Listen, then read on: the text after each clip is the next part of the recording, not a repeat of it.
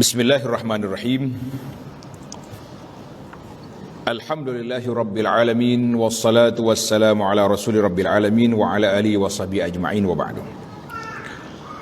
Alhamdulillah, sambungan perbincangan kita pada pagi ini 10 hari bulan 9 2022 dalam bab salatul jamaah dalam kitab kita Anak Kunci Surga. Ni Anak Kunci Surga yang disyarahkan oleh Al-Faqir Abu Anas ini, muka surat 192. Yang belum ada kitab tu boleh ambil kat belakang tu.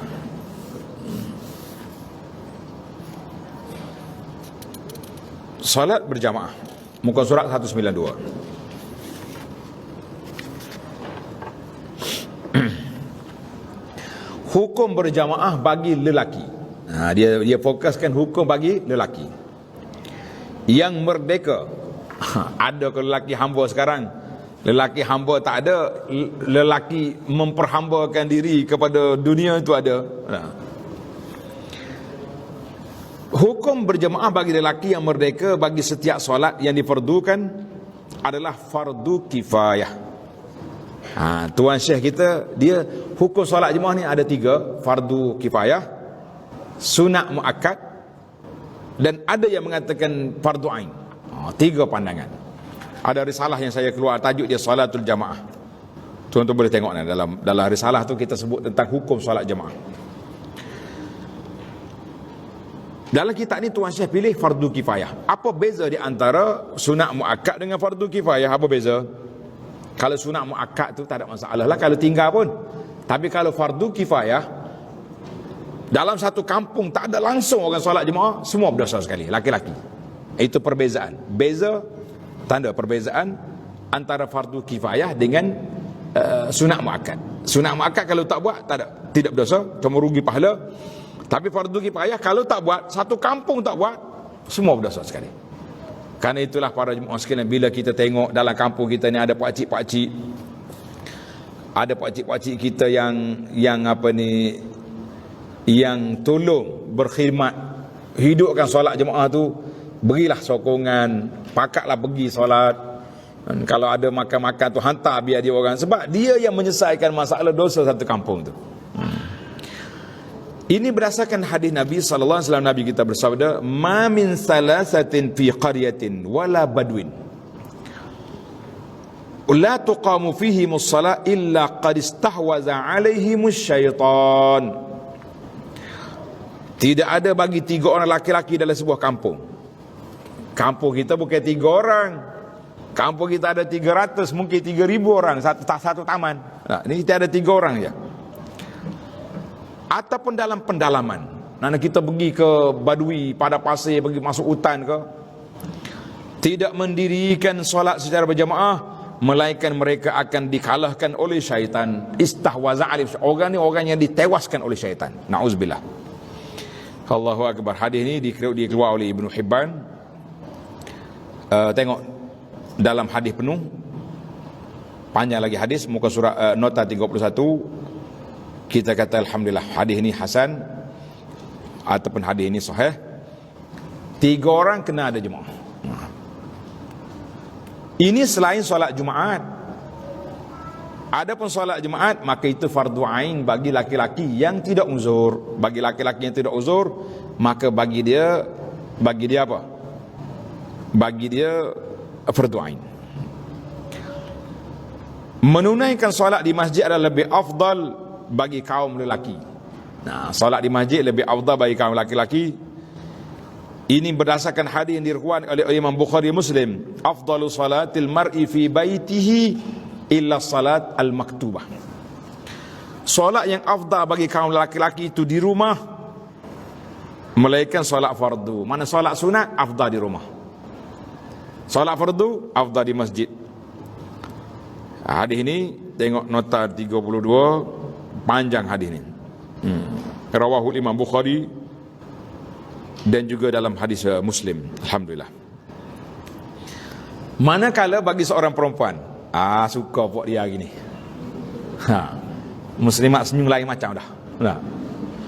Manakala bagi seorang perempuan lebih afdal baginya solat sunat di rumah, solat di rumah.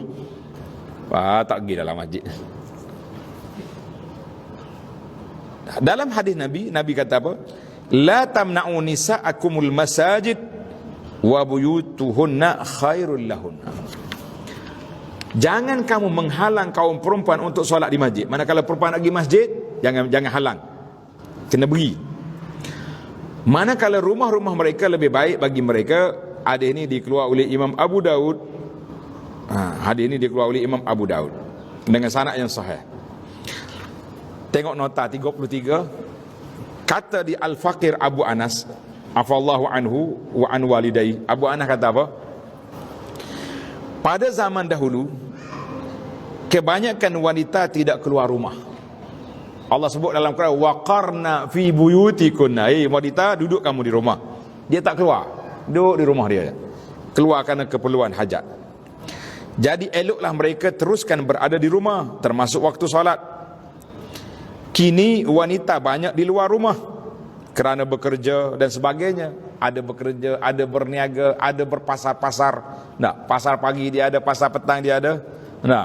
Ada supermarket, ada anak market, semua dia ada. Jika waktu solat, balik ke rumah. Waktu lagi keluar rumah, waktu nak solat ya balik rumah. Kita kata tak. Kita katakan eloklah mereka solat berjamaah di masjid. Mereka akan dapat juga mendengar tazkirah dan mengikuti kelas pengajian di masjid. Dalam hadis ini juga Nabi larang para sahabat menghalang para wanita keluar ke masjid kecuali golongan yang tidak patuh syariah dalam bab berpakaian dan lain-lainnya. Nabi kita larangnya kalau wanita itu berhias-hias dengan wangi, dia lagu masjid pun terganggu, orang JK masjid pun terganggu dengan dia kan. Dia kata makcik ni wangi sangat ni. Jadi kita kata yang tak langgar SOP, yang ni kita suruh solat di rumah. Jadi dalam masalah ini saya dah jawab beberapa kali. Hadis Nabi kita suruh berkata afdal wanita solat di rumah itu ada. Tetapi Nabi juga melarang para sahabat daripada menghalang wanita untuk ke masjid. Jadi sekarang ini puan-puan, hajah-hajah muslimat kita, dia pilih sendiri. Kita duduk di luar rumah, pagi petang kerja, tiba-tiba bila nak pergi masjid, cari hadis solat di rumah. Maka kita kata kita tengok kepada asal kita. Kalau kita memang tak keluar rumah, duduk di rumah je, solat dah di rumah.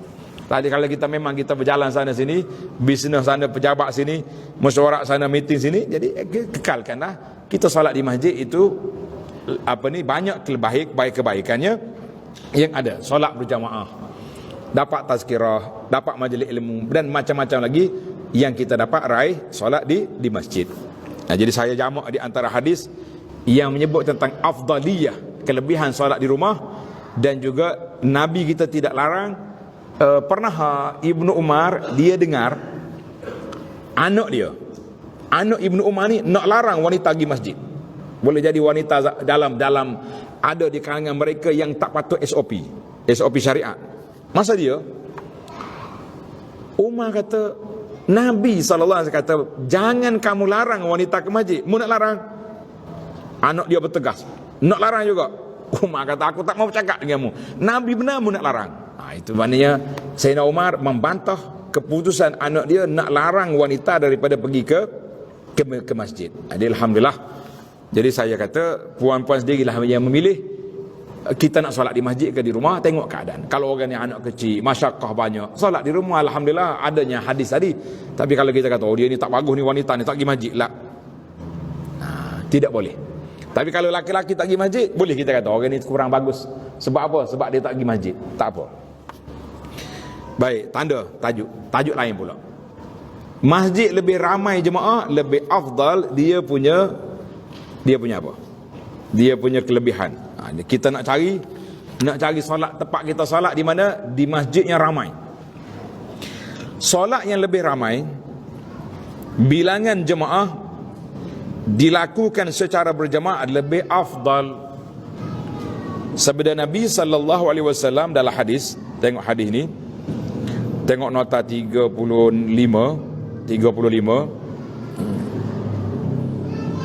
Wa anna salatar rajul ma'ar rajuli azka min salatihi wahdahu ila akhir hadis. Saya baca terjemahan. solat seorang lelaki bersama seorang laki-laki yang lain lebih banyak pahala berbanding solat seorang diri. Satu. Wa salatuhu ma'ar rajulaini azka, dan solat dia dengan dua orang yang lain lebih baik pahala daripada solat dia berdua. Solat ma'a salati ma'ar rajulaini. Sesungguhnya Allah lebih suka jemaah yang ramai. Wa ma kathura fahuwa ahabbu ila Allah. Lagi ramai jemaah, lagi baik. Sebab itulah saya sebut, ni ada jemaah kita ni, dia pandai berfalsafah. Dia apa dia falsafah dia? Nak dengar ke tak? Bila dia pergi Mekah, dia baca, dia dengar ceramah. Dia kata, Abu Anas ceramah, dalam buku Mekah saya tulis, kelebihan solat di Mekah 100,000. Betul? Di Mekah berapa ribu? 100,000, kan?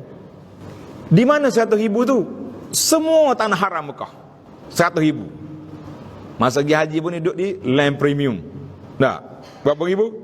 100,000. Duduk di Jannah Duriah 100,000. Duduk di Safwah sama 100,000. Jadi dia pun awak keputusan, gini lah Ustaz, kita pakai semaya di hotel 100,000 juga. Sedap juga dia punya hujah tu. Kita kata, ya akhi, awak duduk di hotel 1 kilometer dengan Masjid Haram. Satu langkah kita pergi masjid, berapa ribu langkah kita berjalan. Nabi kata setiap langkah yang kamu berjalan ke masjid, satu angkat darjat, satu langkah lagi dihapuskan dosa. Berapa banyak kita raih pahala. Masuk dalam masjid ihram, kita boleh beriktikaf. Kita tak boleh iktikaf di lobi hotel. Betul? Dalam masjid haram berapa juta orang solat. Dalam bilik hotel kita berapa orang salat? Tengok Nabi kata, wa ma kasura fa huwa ahabbu. Solat di belakang imam Masjid Haram, duduk iktikaf dalam masjid. Masjid Haram pula tak ada di tempat kita. Kita kata melangkahlah kamu ke Masjid Haram, jangan berpalasapah. Duduk di masjid pun sama 100,000 juga. Kita kata betul lah 100,000. Tak boleh nak ingkar yang tu.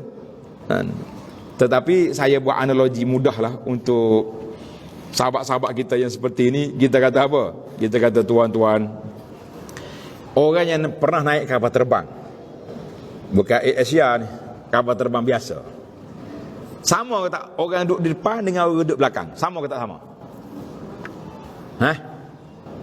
Sama? Sama tu tak aja duduk depan tu. Kita sekali-sekala sahabat-sahabat bagi duduk depan ni, tak saya duduk dah belakang.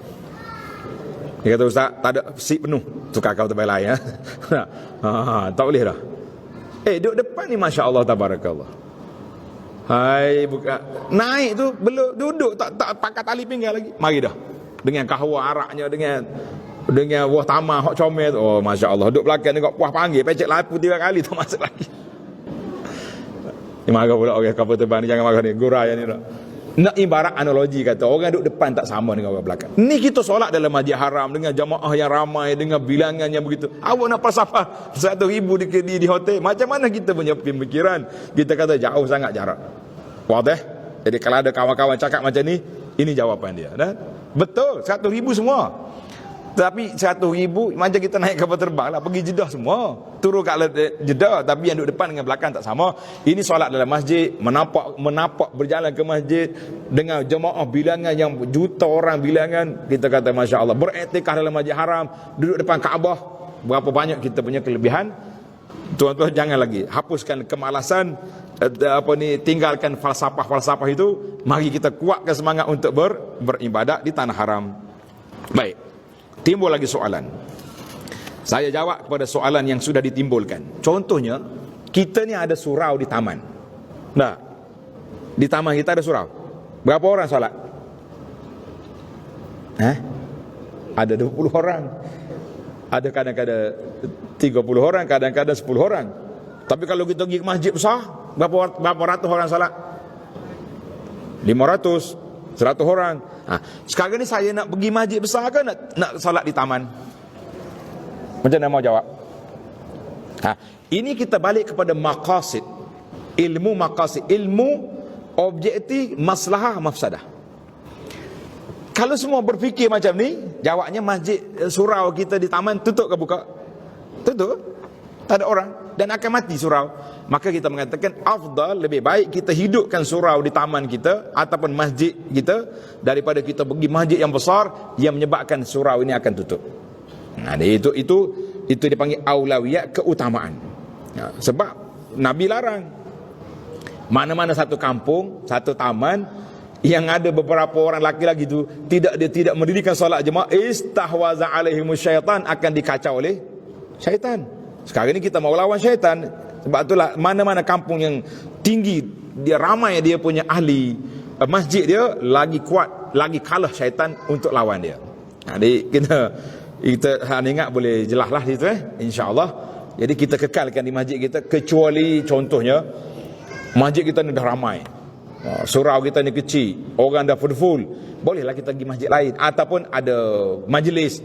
Contohnya di masjid ni ada kuliah yang tak ada di tempat kita. Jadi kita terpaksa beritahulah kepada sahabat-sahabat, kamu yang tak nak pergi dengar kuliah tu solat di sini, aku nak pergi di sana kerana ada majlis, ada ilmu, ada majlis ilmu, majlis pendidikan yang kita nak belajar. Kita kata ada maslahahnya, alhamdulillah.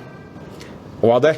Terjawab soalan, dua soalan terjawab. Nak salat di masjid haram ke nak salat di hotel? Jawabnya salat di masjid haram, alhamdulillah. Nak salat di masjid taman ke nak salat di masjid besar? Tengok keadaan. Kalau kita pergi tak menjejaskan solat jemaah di sini, pakcik-pakcik yang tua-tua ni dia maintain, dia tak akan pergi lain dah. Boleh kita tinggalkan sekali-sekala untuk meraih pahala yang lebih banyak. Kita kata alhamdulillah. Ini dia panggil ilmu maslahah, nak jaga kepentingan. Bahkan kata di para ulama, menjaga solat, tulis ni kaedah ni, menjaga solat lebih baik daripada jaga tempat solat. Menjaga solat lebih baik daripada menjaga tempat solat. Contohnya, kalau kita pergi ke masjid di taman kita, walaupun tak ramai, tapi kita sempat lagi solat qabliyah, kita sempat lagi takbiratul ihram bersama imam. Tapi kalau kita pergi masjid jauh, mungkin dalam perjalanan itu ada jam, kita pun tak sempat qabliyah, sampai di masjid kita masbuk 2 rakaat, maka jawab dianya, solat di masjid, menjaga solat, dapat takbiratul ihram bersama imam lebih baik daripada mendapat 2 masbuk di masjid yang ramai orang. Kerana itu jaga solat lebih baik daripada menjaga tempat solat. Kes ni berlaku pada kami waktu di Madinah tu. Sana punya hostel, rumah yang dibagi oleh universiti, depan kita tu, tengah-tengah tu ada satu masjid kecil. Orang yang pergi Madinah sekarang, belakang hotel Oberoi itu ada masjid, dia panggil Masjid Bukhari. Biasa ada Masjid Bukhari. Masjid Bukhari tengah jalan, Masjid Nabi depan. Jadi kita sampai Masjid Bukhari orang qamat. Kalau kita masuk sempat takbiratul ihram. Kalau pergi Masjid Nabi mungkin masbuk 2 rakaat. Sebab jauh juga berjalan. Tanya Tok Syekh besar, Syekh, nusalli hina wala nusalli hinak? Dia kata hifaz ala salah, menjaga solat itu sendiri lebih afdal daripada menjaga tempat solat. Tidak nafikan solat di Masjid Nabi 1000, tapi nak jaga solat, mana nak kita sempat takbiratul ihram bersama imam, sudah sekali ke imam, lebih baik daripada kita masbuk jalan tengah jalan. Itu dia punya kaedah. Wallahu a'lam. Baik, takut tak habis kita main tajuk. Ini adab bagi seorang imam. Imam pula. Ini untuk imam. Ini tadi untuk kita memilih tempat solat. Disunatkan kepada imam untuk meringankan dalam solat serta melakukan sunat ab'ad dan sunat hay'ah. Maknanya imam diminta supaya ringankan, maknanya jangan panjang sangat. Sebab depan kita tu ramai, di belakang kita tu ramai kategori orang. Ada orang tua, ada orang nak cepat, ada orang yang uzuran, macam-macam. Tapi kena jagalah. Oh, saya nak ringkas ni, sunat tak ada belaka. La, kena jaga sunat abadnya, sunat hay'ah kena jaga. Cuma kita tidak terlalu panjang. Sabda Nabi sallallahu alaihi wasallam, tengok nota 36 tu hadis penuh. Daripada Abi Mas'ud Al-Ansari radhiyallahu anhu qala rajulun ya Rasulullah, seorang lelaki mari tanya Nabi, la akadu udriku salam mimma yutawwilu bina fulan. Dia kata, Rasulullah, wahai Rasulullah, aku hampir tidak dapat mengikut solat yang dipanjangkan oleh seorang hamba Allah ni. Jadi saya hampir tak nak pergi solat di sini sebab imam tu baca panjang sangat. Bila Nabi dengar, Nabi marah. Tengok ni. Fama ra'aitun nabiyya sallallahu alaihi wasallam fi mau'izatin ashadda ghadaban. Aku tak tengok Nabi marah dalam nasihat dia pada hari itu. Nabi kata, ayuhan nas innakum munafirun. Hai manusia, mu jangan jadi orang yang munafirun, menyusahkan orang, menyebabkan orang lari daripada masjid. Faman shalla bin nas, tengok hadis. Iza shalla ahadukum bin nas falyukhaffif. Bila kamu jadi imam salat, ringankan salat. Fa inna fihi mudha'if was-saqim wa zal hajah. Kerana mereka ada orang lemah, ada orang sakit, ada orang yang punya keperluan emergency nak pergi tandas contohnya. Ataupun lebih-lebih lagi kalau masjid kita ni masjid di tepi ni di orang panggil apa tempat stesen ni RNR. Yang ni jangan panjang. Dia kadang-kadang imam dia tak tengok belakang, dia tengok dia je, tengok depan. Orang berhenti satu bas. RNR ni biasa dia boleh muat lah 10-15 orang. Itu pun besar tu. Kalau tidak boleh muat 3-4 orang. Kita dengan baca panjang, lepas baca panjang, dah lah baca panjang, wirid pula panjang, orang lain berdiri kat kata-kata ini memang tak prihatin. Kalau boleh pergi tarik imam tu keluar, tarik je. Kata Pak Imam, belakang awak ni ramai lagi orang nak salat. Lebih-lebih lagi yang salat di airport. Flight saya pukul 9, Maghrib pukul 7.30 dah. Kita relax lah. Tapi kita kena ingat, mungkin ada sahabat kita yang nak salat sekali yang kita ni, flight dia pukul 8.30. Jadi kalau kita panjang, kelang kabut kawan ni, apa tak iman ni? Ini airport ni. Airport kapal terbang ni bukan yang main hon, pet, berapa orang lagi tak masuk dah. Kalau bas dia tunggu sekejap dah. Pilot boleh tunggu kejap. Tak tunggu dah. Habis dia tutup pintu, Assalamualaikum. Dia kata apa? Jadi kita kena faham suasana. Suasana kalau masjid kampung, tak ada lah orang nak kelang kabut. Tapi ada orang tua, ada zal haja, ada orang yang sakit, ada orang yang tak larat berdiri. Kita pendekkan. Tapi setakat yang, kalau setakat satu muka, 2,5 muka, satu muka tu jangan kata panjang. Pendek-pendek Nabi pun, satu surah juga dia baca kan. Jadi kita kata, tengok urus suasana kita hari ni. Suasana yang ada pada kita. Kita tengok. Tamaklah kita, maknanya imam kena prihatin. Kadang-kadang, ni pengalaman saya pergi kuliah. Bila lebih waktu panjang sikit, kita kuliah ni, orang panggil kuliah perdana ni kena panjang juga. Kalau pendek, orang datang jauh nak dengar penceramah pun pergi jauh, tiba-tiba bagi 30 minit. Nanya kawan. Bila kita panjang, dia tak mau azan. Bila kita suruh azan, dia azan. Lepas azan terus dia iqamat. Tak ada solat qabliyah. Kenapa? Dah lewat. Tak apalah, dia lewat kan, cepatlah. Boleh ke mikrofon ke imam, masya-Allah dia baca panjang. Selepas solat dia wirid pula panjang, kita kata baik aku ceramah panjang kalau macam ni. Jadi kadang-kadang kita tak seimbang. Nak jaga masa tapi guna masa pula lebih. Wallahu alam. Ini marah ke imam pula ni. Baik, kita berpindah kepada sunat mengulangi solat fardu. Tulis tajuk baru pula. Sunat mengulangi solat fardu jika masih ada masa. Tulis tajuk dia. Tajuk kena tulis tepi-tepi baru kita faham. Sunat mengulangi solat fardu sekiranya masih dalam waktu. Rasulullah sallallahu alaihi wasallam bersabda kepada dua orang laki-laki yang tidak turut serta solat bersama baginda kerana mereka sudah solat di tempat mereka. Cerita dia panjang sikit. Cerita dia panjang di sini. Waktu Nabi kita solat di Mina. Tulis ni. Tengok nota 37 tu.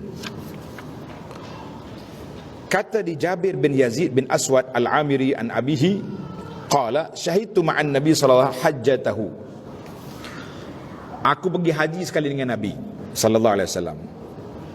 Waktu solat di Mina, solat subuh di Mina. Tanda ni tuan. Penting ni fakta ni, solat subuh di Mina. Di Masjid Khif. Masjid Khif ni masjid Mina besar tu, dekat tempat melontar tu. Ada yang pergi, ada yang tengok saja. Ada sahabat kita ni, dia pergi melawat. Melawat apa? Melawat Masjid Khif. Falamma qada salatahu wanharafa idza huwa birajulaini. Nabi solat, Nabi berpaling belakang, dia tengok dua orang tak solat duduk tepi sana. Faqala alayya bihima. Nabi kata panggil dua orang mari sini. Faji'a bihima. Tur'aju. Bila mari menggigir dua orang, sudahlah kena marah ke Nabi. Qala ma mana'akuma an tusallaya ma'ana. Nabi tanya, kenapa kamu tak salat bersama kami? Kenapa tak salat sekali dengan kita? Kenapa? Qala ya Rasulullah inna kunna qad sallaina fi rihalina. Rasulullah, kami dah salat tadi dekat kemah. Di kemah tadi kami dah salat. Jadi kami tak salat di sini, relax. Qala sallallahu fala taf'ala. Nabi kata lain kali jangan buat. Tengok hadis. Iza sallaituma fi rihalikuma, apabila kamu sudah salat di tempat kamu, summa ataituma masjida jama'atin, kemudian kamu datang ke masjid tempat salat berjamaah, fa salliya ma'ahum, maka adalah kamu turut salat bersama mereka itu, fa innaha lakuma nafilah, sesungguhnya salat yang kedua itu adalah salat sunat bagi kamu berdua. Salat sunat bagi kamu berdua. Hadis ini dalam Tirmizi, sanad dia sahih. Alhamdulillah. Jadi apa yang kita nak faham di sini? Sekarang ni ada timbul beberapa soalan daripada suami yang prihatin. Dia kata, Ustaz, saya ni sayang kepada isteri dengan anak-anak. Kata semua orang atas dunia ni sayang isteri anak-anak. Yang tak sayang tu ada masalah. Habis, boleh tak saya solat berjamaah dengan anak-anak di rumah, tak mau pergi masjid? Kata tak boleh. Kesianlah dia orang nak jamaah, nak didik anak ni. Semangat bapak ni, nak didik anak solat jemaah ni. Kata-kata tak ada masalah. Awak pergi masjid, solat bersama imam, jadi makmum. Lepas imam solat, sudah bagi salam, bagi zikir lepas solat sikit-sikit, balik rumah, isteri dengan anak-anak sudah bersedia di atas sejadah tempat solat. Kita jadi imam pula. Itu baru betul. Macam kes zaman Covid pun ni kan, kanak-kanak tak boleh pergi masjid. Kita nak buat anak tak boleh. Jadi ayah pergi solat di masjid, lepas solat balik jadi imam di rumah. Untuk family, untuk keluarga, tak boleh. Mana boleh? Mana boleh apanya? Tengok ni, hadis cerita Nabi ni, salatul subhi, Nabi solat subuh. Mana Nabi kita suruh ulang balik solat subuh, sebab solat yang pertama tadi jadi yang fardunya, tapi solat yang kedua itu sunat. Solat yang kedua itu sunat bagi kita, tapi selesai masalah, boleh kita ulang dua kali. Selesai banyak masalah. Jangan jadi orang, saya tak pergi masjid dah sekarang ni sebab kesian ke anak-anak dengan umi dia lah. Nak solat di rumah. Kita kata tak ada kesian, memang kita kena kesian, tapi kita pergi solat jemaah, lepas tu kita balik jadi imam. Baru betul. Jelas dah itu. Barulah dia betul dia punya perjalanan. Kalau tidak, salah dia punya maklumat. Kerana sayang kepada anak isteri, kita tak pergi masjid lah. Tidak boleh. Dalam hadis lain ada satu kes. Nabi selesai daripada solat berjamaah, tiba-tiba masuk sahabat, terlewat. Nabi kata, man tasaddaqa alaih, siapa dia boleh sedekah kepada sahabat ni? Mana kalau dia solat seorang, pahala satu. Kalau solat berjamaah boleh pahala berjamaah. Nabi kata, man tasaddaqa, siapa dia nak sedekah ke dia? Jadi bangun sahabat. Ada riwayat kata Sayyidina Abu Bakar yang bangun, ada sahabat lain. Yang penting sahabat ni bangun, pergi solat dengan dia.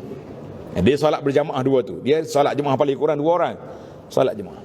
Mana Nabi kita solat sahabat ni yang kedua itu ulangan sunat. Yang pertama itu fardu. Jadi mana boleh kita solat mengulangi solat fardu sekiranya ada keperluan. Contohnya kita sampai di masjid, sampai di RNR ke, tak ada orang, kita masuk seorang kita ya, tunggu tak ada orang, kita pun solat Allahu Akbar. Lepas kita solat Assalamualaikum, satu bah berhenti. Yang masuk masjid ni pula nampak ada macam imam lah, ustaz-ustaz dia nak solat jemaah. Elok kita i'adah, kita ulang balik solat, kerana yang pentingnya solat yang kedua tu lebih afdal daripada yang pertama. Yang pertama tu fardu bagi kita tapi seorang. Yang ni jadi sunat bagi kita tapi berjamaah, jadi kita ulang balik. Dia panggil i'adatus solat, ulang balik solat. Kerana ada yang lebih afdal, yang lebih baik, jadi kita ulang. Kena buatlah. Cuma bagi ana lah, macam mana kita nak ubah persepsi fenomena masyarakat ni sukar. Berhenti di masjid tepi jalan, RNR ke mana, kita panggil lah orang, mari solat jemaah. Yang kita panggil 2 orang tu mari. Bila kita angkat takbir, yang baru masuk seorang sana seorang sini, dia tak akan masuk. Bila kita tanya kenapa tak solat, saya tak tahu tuan ni jamak ke qasar ke tidak. Boleh jadi kita kena buat juga macam di negara Oman. Di Oman ke dulu? Dubai. Dubai tak? Di Oman ni negara Ibadi. Tahu Ibadi? Ibadi ni cawangan daripada mazhab Khawarij. Pekoh dia tak boleh beza niat. Tak boleh beza niat. Kalau imam niat zuhur, makmum asar batal. Kita mazhab Syafi'i tak apa. Imam tarawih kita salat isya boleh. Beza. Jadi kalau kita pergi di masjid dia ada tulisan asar isya. Sebab buat Ibadi ni dia akan jamak solat. Dia solat. Dia lepas maya zuhur dia jamak. Tapi dia tak qasar. Jamak tamam. Macam orang Mina, orang tabur haji di Mina tu. Dia tulis asar. Maknanya bila dia nak solat asar, dia letak tulisan kat belakang. Kalau kita baru masuk masjid, kita pergi ikut dia berhenti. Dia kata mu telah membatalkan solat aku. Macam-macam je. Dia tak boleh jadi di RNN kena tulis juga. Qasar tamam boleh. Kalau kita nak qasar tulis itu. Qasar tak itu. Kena bagi cadangan juga. Dah. Tapi dia tak masuk juga kasar. Tak masuk juga. Dia solat seorang-seorang juga kat tepi dinding itu. Macam mana kita nak buat satu fenomena yang sukar untuk kita nak ubah persepsi masyarakat kita dalam masalah solatul jamaah. Payah. Ana sendirilah menghadapi masalah ini. Bila kita berhenti, ana akan tunggu. Tengok ada orang ambil wuduk, tunggu. Mari solat jemaah. Yalah, kadang-kadang surau tu kecil, boleh 10 orang, cukup. Tapi kalau masuk yang kemudian ni, kalau kita dah angkat takbir, dia tak akan ikut. Itu masalah yang berlaku pada masyarakat kita. Kita kena bagilah kepahaman, penjelasan tu kena beli lagi, supaya masyarakat lebih cerdik dalam masalah solatul jamaah. Baik, kita berpindah kepada tajuk keuzuran meninggalkan solatul jamaah. Ni tajuk ni menggembirakan kita ni. Benda-benda perkara-perkara uzur yang orang tak payah pergi solat jemaah. Apa dia uzur? Tengok kitab. Dibolehkan meninggalkan solat jemaah disebabkan uzur.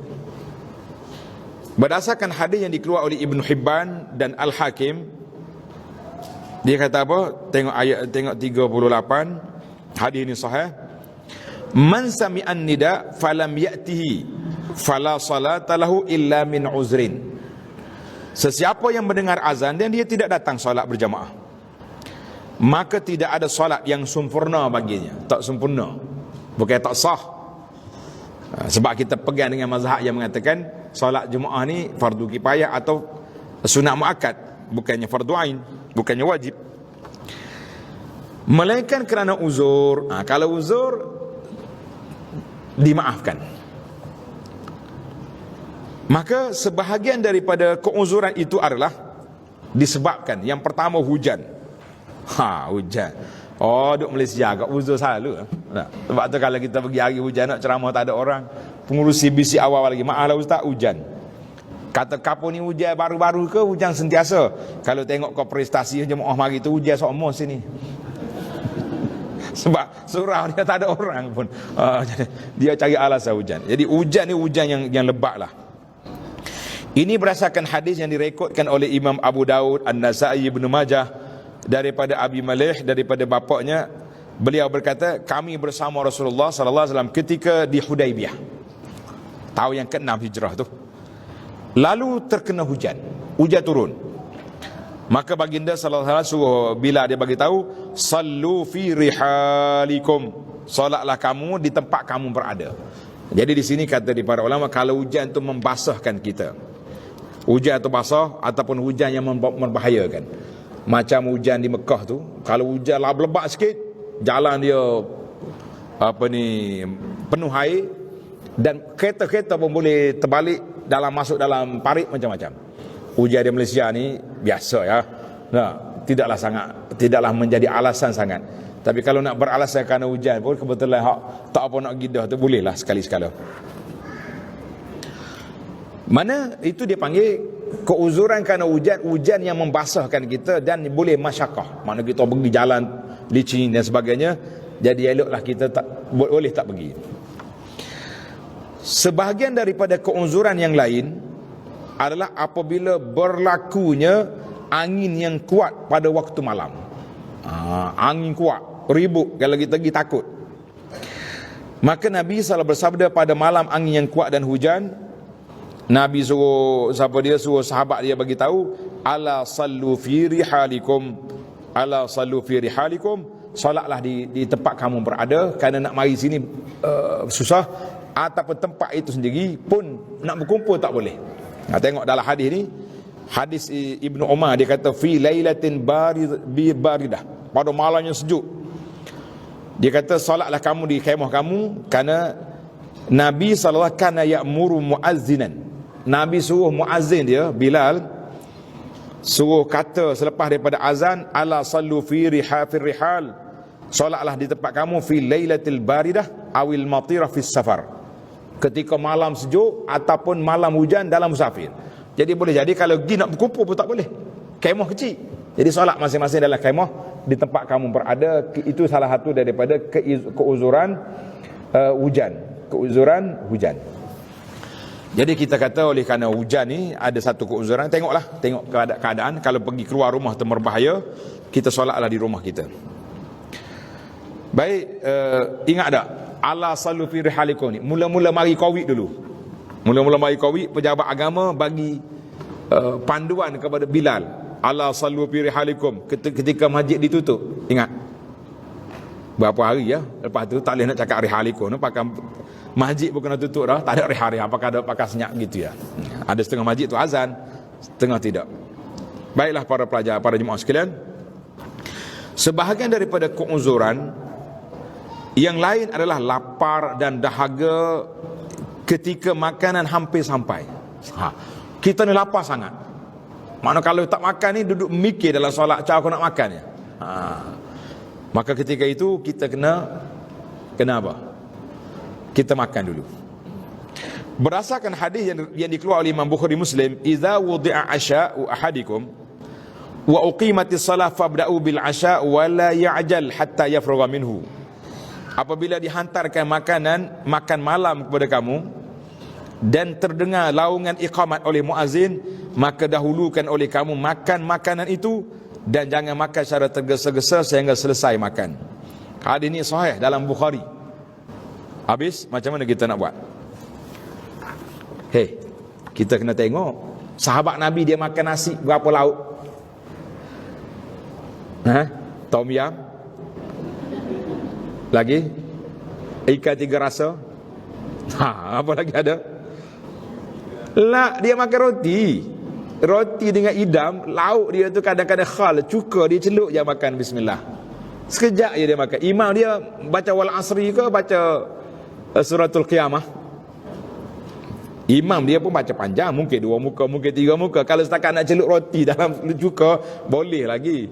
Kita hari ni kalau kita bismillah, orang sudah zikir pun tak sudah lagi. Kena tengoklah, itu dia panggil uruf suasana. Itu pun kalau kadang-kadang lapar sangat. Tapi ni yang tak tahannya, dia baca hadis ni, dia pergi minta makanan restoran tepi masjid. Bila kita kata kenapa tak pergi masjid tu, Nabi suruh makan dulu. Awak pergi masuk restoran orang nak azan tu buat apa? Kalau pergi order tak apa. Tak, sekarang ni pukul 8.30, azan pukul 8.40. Saya nak makan pukul 9. Ikan 3 rasa ke apa benda buat. Pukul 9 kita mari lepas solat Isyak, ada makanan. Boleh lah. Ni tidak ni percari alasan dengan hadis ni untuk tidak pergi masjid, walaupun rumah restoran tu masjid, kita kata jangan buat macam tu. Malu kita dengan para malaikat yang nak tulis apa ni. Orang nak solat kau makan situ. Jadi kita betul lah hadis ni memang ada disebut oleh Nabi sallallahu alaihi wasallam, kalau diberi makanan dan kita dalam keadaan yang kita lapar, makan dulu. Takut kita duk khayal, duk mikir bila nak habis. Jadi kita kena tengoklah juga. Baiklah para pelajar sekalian, kita berpindah pula kepada macam bulan Ramadan. Bulan Ramadan timbul isu buka puasa tu nak makan terus ke salat dulu. Ada setengah masjid dia makan terus. Tama-tama masjid di kampung jangan buat makan pertama dulu. Dia tak mari. Lapar Ustaz. Jadi kita kena tengok uruf dia. Masyarakat di kampung ni dia kerja penat, dia nak makan terus, jadi makan lah. Lewatkan sikit solat maghrib tu 15 minit boleh lah. 15 minit cukup dah nak makan berapa pinggan. Kita makan, bukannya makan buffet hak bayar 100 rial. Jadi kita buat. Tengok keadaan. Ada setengah masjid boleh makan dulu tamar, minum air, solat maghrib kemudian makan. Tengok keadaan ni, dua-dua tu ada uruf yang tersendiri yang kita boleh huraikan. Baik, di antara keuzuran lagi, antara keuzuran yang lain adalah tidak tahan untuk melepas qada hajat, seperti air kecil, air besar ataupun ketut. Jadi kita ni nak buang air, orang qomat pergi buang air dulu, cepat-cepatlah, ambil wuduk balik, mari solat. Sebab kalau dia pergi solat pun dia tak khusyuk tu, duduk main. Tambah-tambah kalau betul-betul nak rasa nak buang air lah, kalau boleh tahan sikit lain. Ni kita duduk marah imam, baca pun imam panjang. Biasa baca pendek je. Aku sakit perut ni, imam baca panjang pula dah. Imam pula dia marah dah. Jadi akhir sekolah solat dia tak khusyuk, dia duduk marah ke imam saja. Allahu akbar. Baiklah. Maka seharusnya seorang itu membebaskan dirinya daripada semua perkara ini. Ini berdasarkan kepada hadis yang dikeluarkan oleh Imam Muslim, la salata bihadratit ta'am wala huwa yudafi'ul akhbathan. Tidak sempurna solat pada tempat yang hampir dengan makanan. Mana kita lapar, makanan yang ada depan kita, kita tak makan lagi, duduk tengok saja. Dan ketika menahan untuk melepaskan dua perkara yang keji, iaitulah dua perkara air kecil dengan air besar. Kalau dalam kita asal dia senang. Tuan Syekh Abdul Qadir ni direknya nak kencing dengan berak, dia tulis gitu. Jadi penterjemah kita ni guna bahasa berlapik sikit, air kecil, air besar. Jadi maknanya kalau kita rasa nak buang air, pergi buang dulu. Sebab semua ini akan menghilangkan khusyuk. Sebab larangan ni kerana menghilangkan khusyuk, jadi jangan kita buat. Di antara keuzuran juga, begitu juga dengan mulut berbau. Disebabkan makan petai ataupun jering. Makan petai pergi masjid bau busuk. Apalagi makan hok busuk-busuk sama kita, makan bawang petah contohnya. Ataupun seumpama kedua-duanya. Ini berdasarkan hadis yang dikeluarkan oleh Bukhari Muslim, man akala basalan aw thawman aw kurasan fala yaqrabanna al-masajid fa innal malaikata tata'azza mimma yata'azza minhu banu Adam. Hadis daripada Jabir, sesiapa yang makan sayur-sayuran ini, mana sayuran yang berbau, ada kan dalam sayuran yang kita buat tu, macam tom yam ke apa benda yang kita buat sayur yang bau tu. Bau ni kalau solat tarawih, nyanyi saya. Sekali dia sedawa kita apa bengai apalah. Ya. Kalau solat lain 2 rakaat 3 rakaat sudah, ni tarawih ni panjang, tukar tempat kita. Sebab itulah solat zaman Covid senang, orang pakai mask, pakai topeng, pakai betul pelitup muka tak bau sikit dah. Tamu juga dengan makan durian, tulis itu. Kalau nak makan durian makan lepas solat, jangan makan belum solat. Nanya ke orang masjid. Waktu zaman Nabi itu dia kata apa? Sesiapa yang makan bawang merah, bawang putih ataupun daun bawang, maka jangan menghampiri masjid, kerana malaikat akan berasa terganggu dengan apa yang terganggu oleh manusia. Malaikat berasa busuk juga. Hadis ni sahih. Jadi habis saya dah makan, tak lagi masjid lah, boleh pergi gosok gigi, bersugi, bersiwak supaya tak bau. Jadi ada juga ulama semasa dia tambah, termasuk juga isap rokok. Orang isap rokok atas motosikal, sampai di masjid dia tak gosok gigi, tak apa, bau dia berat juga bagi orang yang tak merokok. Tapi sama-sama gig dia seronok bau. Jadi kita kata ini antara bau-bau, maka kita kena, termasuk dia juga bau badan, bau ketiak busuk ke, bau apa ke. Jadi kita kena mandi, bersihkan dulu, barulah kita pergi masjid. Itu di antara keuzuran-keuzuran yang boleh pergi masjid. Dan alhamdulillah kita ada cara untuk menghilangkannya. Janganlah tuan-tuan dan puan-puan ambil alasan ini untuk tidak pergi masjid. Habis macam mana nak pergi masjid? Jangan makanlah belum solat, makan lepas solat boleh je. Biasanya kalau durian kan, kita buatlah lepas zuhur makan. Lepas pada makan durian tu makan benda lain pula, insya-Allah asar tu hilang dah bau. Ni 10 minit lagi nak setengah jam lagi nak solat, pergi makan benda-benda yang berbau. Jadi baulah dia. Jadi tamaklah kita bab solat jemaah, adab-adab dia dan juga keuzuran dia. dan juga perkara yang tidak elok kita buat dalam solat jemaah. InsyaAllah para jemaah sekalian, kita akan sambung dalam sidi akan datang syarat mengikut imam dan ada-adanya. Bila kita nak solat jemaah, kita kena ikut imam. Bila nak ikut imam, apakah syarat, apakah adanya. Jadi insyaAllah kita akan sambung dalam sidi akan datang. Subhanakallahumma wa bihamdika asyhadu an la ilaha illa anta astaghfiruka wa atubu ilaik.